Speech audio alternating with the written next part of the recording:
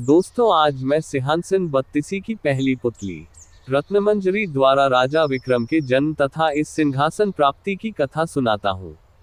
आर्यावर्त में एक राज्य था जिसका नाम था अम्बावती। वहां के राजा गंधर्वसेन ने चारों वर्णों की स्त्रियों से 4 विवाह किए थे। ब्राह्मणी के पुत्र का नाम ब्रह्मवीत था। क्षत्राणी के 3 पुत्र हुए, शंख, विक्रम तथा भर्तृहरि। वैश्य पत्नी ने चंद्र नामक पुत्र को जन्म दिया तथा शूद्र पत्नी ने धन्वंतरी नामक पुत्र को जन्म दिया। ब्रह्मनीत को गंधर्वसेन ने अपना दीवान बनाया, पर वह अपनी जिम्मेवारी अच्छी तरह नहीं निभा सका और राज्य से पलायन कर गया। कुछ समय भटकने के बाद धारानगरी में ऊंचा ओहदा प्राप्त किया तथा एक दिन राजा का वध करके खुद राजा बन गया।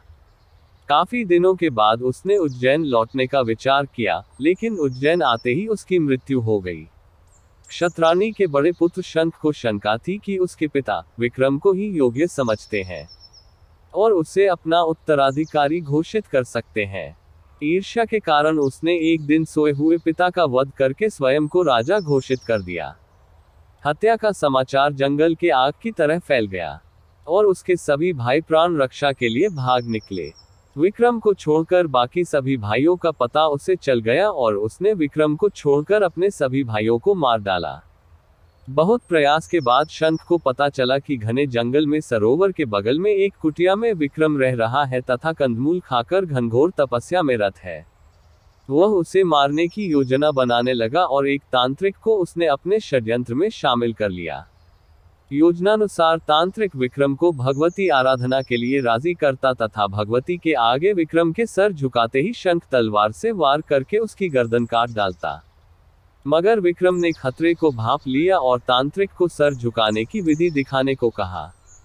रात्रि का समय था और शंख मंदिर में छिपा हुआ था। उसे यह पता ही नहीं चला कि तांत्रिक विक्रम के कहने पर अपना सिर को नीचे झुकाए हुए है और धोखे में तांत्रिक की हत्या कर दी। विक्रम ने झपट कर शंख की तलवार छीनकर उसका सर धड़ से अलग कर दिया। शंख की मृत्यु के बाद उसका राज्याभिषेक हुआ। एक दिन शिकार के लिए विक्रम जंगल गए। मृग का पीछा करते करते सबसे बिछुड़कर बहुत दूर चले आए। उन्हें एक महल दिखा और पास आकर पता चला कि वह महल तूतवरण का है, जो कि राजा बाहुबल का दीवान है।